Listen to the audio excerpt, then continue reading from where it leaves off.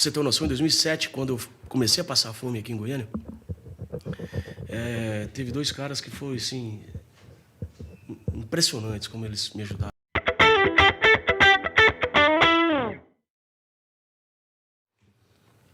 Pra você ter uma noção, em 2007, quando eu comecei a passar fome aqui em Goiânia,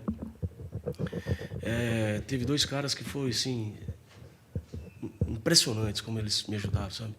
Que é o Alessandro, que tem um pit dog, então ele me dava um sanduíche à noite, e o Júnior Restaurante, que me dava o almoço. Então, você foi lá esses tempos, né? Postou ali. Tudo. Então eu fiquei mais ou menos quase um ano desse jeito. Eu não voltei para a roça porque eles não deixaram. Mas eram amigos, faziam na amizade mesmo. Eram amigos.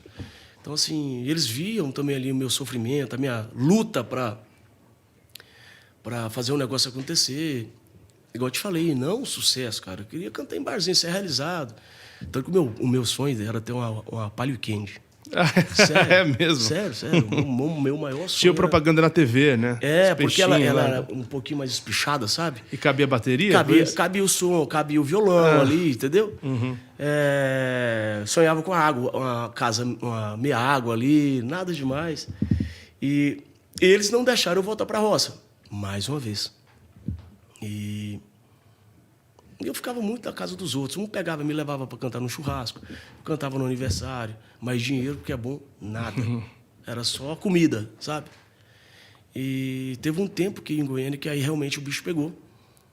E eu conheci um amigo aqui, que inclusive morei na casa dele um tempo, que foi o Adolfo, aqui em Abadia de Goiás. Pionte, de verdade, cara, eu vou contar uma coisa aqui que eu nunca contei pra ninguém. Foi assim, eu acho que uma particularidade assim minha tão grande que eu nunca... O Brasil não sabe disso. Quando eu fui para... passei esse tempo lá na casa do Adolfo, ele era espírita. E então toda semana ele recebia lá o pessoal, né? Toda terça-feira fazia aquela fila de gente lá na porta da casa dele. Eu era amigo do filho dele, que passei lá um tempo, e eu ficava lá no fundo, lá no quartinho lá no fundo, lá tinha uma piscina assim, a casa lá na frente. E eu católico, né? Sempre fui católico, acredito em Deus, acho que Deus a religião acaba confundindo as pessoas, sabe? Acaba colocando um contra os outros. Eu acho que Deus é um só, sabe? Deus é um só, Deus é gigantesco. Pra você ter uma noção, eu vejo missa, acompanho as missas de madrugada. Todo dia eu acordo, eu rezo meu Pai Nosso, a minha Ave Maria. Adoro as pregações dos evangélicos, dos pastores evangélicos, que eu acho que é uma explicação mais clara. E, de verdade, respeito toda a religião. E ele era espírita. E a esposa dele, a Selma, sempre falava comigo. Falou, Gustavo, por que você não faz uma experiência? Ele recebia entidade lá, tal, conversava, trazia conforto para os que ficaram. E eu com muito medo, né? 15 anos de idade. E, Pionte, até que um dia eu resolvi acompanhar. E entrei na fila. Falei, nada me assusta. Eu quero saber realmente o que Deus tem para mim. E impressionante. Isso foi em 2007. Entrei, sentei. Ele conversou comigo. Então. Ele virou para mim e falou assim, ele sabia tudo da minha vida. E olha que ele não sabia de verdade. Não sabia nem por onde eu tinha saído. Tinha aqui um mês que eu estava lá, né, morando lá, fazia um showzinho aqui, voltava para lá e tal. E começou a falar da minha vida. E aquilo começou a me tocar muito. E ele falou assim, eu sei o que você está buscando. Deus está preparando algo muito grande para você. E me falou assim, dentro de 8 luas, o sucesso vai chegar para você. E foi impressionante. Eu não sei como é essa contagem de lua, eu não sei se 8 vezes ela nasce, né? Mas foi ali num curto espaço de tempo, a minha vida mudou tão rápido, cara. De verdade, mudou assim, tão rápido.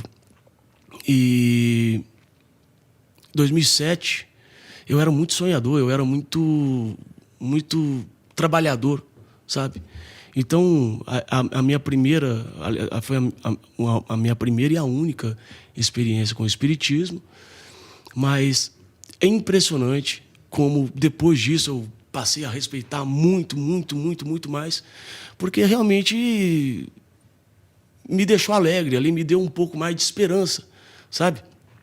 E de verdade, não passou tipo 6 meses, as coisas começaram a acontecer para mim. Eu fui aqui numa prova de laço, e um evento que tinha aqui em Goiânia, saímos da prova de laço às 14 horas, fomos para um bar aqui, e nesse bar eu não quis entrar, porque era um bar de gente chique, e eu muito mal vestido, muito pobre. Eu fiquei dentro do carro lá desse amigo nosso lá, e tinha um violão, assim, atrás no banco.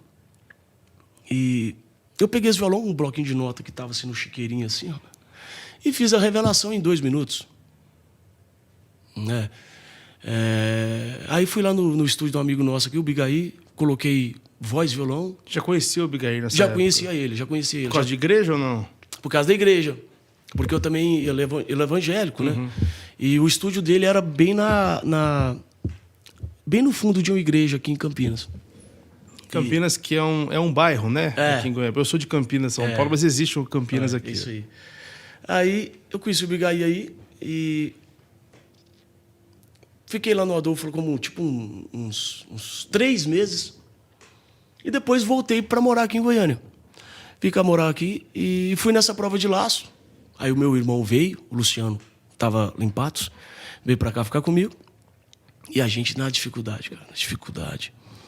E a quebradeira, Pionde. Sabe que você não tem dinheiro para... Cara, morava eu e o Luciano numa kitnet de 15 metros quadrados. Quantas vezes, cara, eu descia ali naquela escada ali e chorava, cara, com vontade de voltar, sabe? Porque é muita humilhação você não ter o que comer, sabe? Você não ter dinheiro para comer.